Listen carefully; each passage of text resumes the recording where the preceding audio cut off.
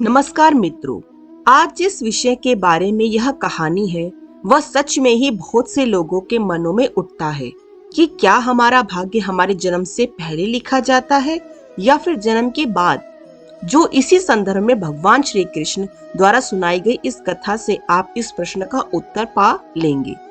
भगवान श्री कृष्ण के अनुसार मनुष्य का भाग्य उसके कर्मों पर आधारित होता है। यह ना तो पूरी तरह से जन्म से पहले तय होता है और ना ही केवल जन्म के बाद लिखा जाता है। कर्म के सिद्धांत के अनुसार पूर्व जन्मों के कर्मों का प्रभाव वर्तमान जीवन पर पड़ता है और इस जन्म के कर्म भविष्य को निर्धारित करते हैं।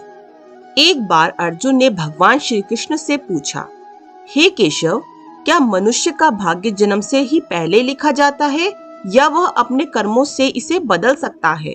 श्री कृष्ण मुस्कुराए और अर्जुन को एक कहानी सुनाई।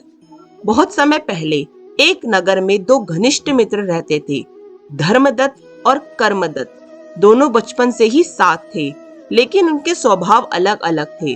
धर्मदत्त सदा धार्मिक क्रियाओं को करता, सत्कर्म करता, दूसरों की सहायता करता। वहीं कर्मदत्त आलसी और स्वार्थी था, जो भाग्य के भरोसे बैठा रहता और कर्म करने में रुचि नहीं रखता था। एक दिन दोनों ने सोचा कि वे अपने भविष्य के बारे में जाने। वे एक महान ऋषि के पास पहुंचे और उनसे पूछा, हे महात्मा, हमारा भाग्य कैसा होगा?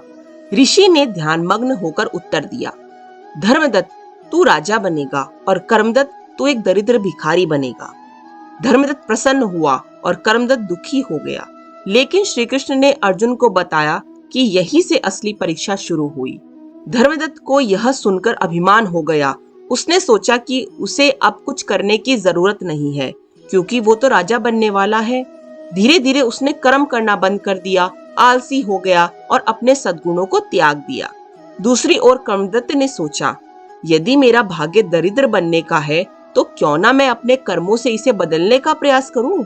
उसने कठिन परिश्रम किया, शिक्षा प्राप्त की, व्यापार किया और दान पुण्य में भी संलग्न हुआ।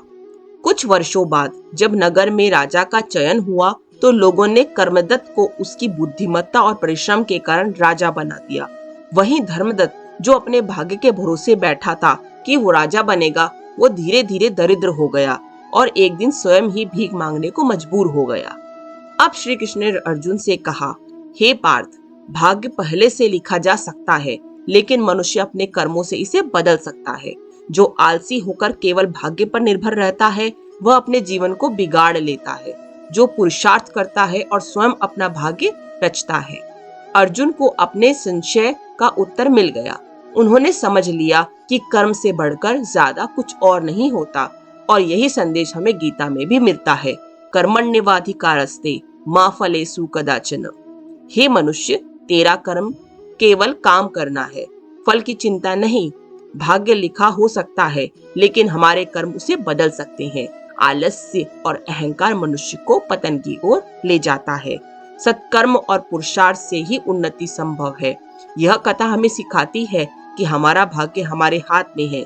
यदि हम निरंतर परिश्रम करें तो अपने भाग्य को अपने अनुसार गढ़ सकते हैं।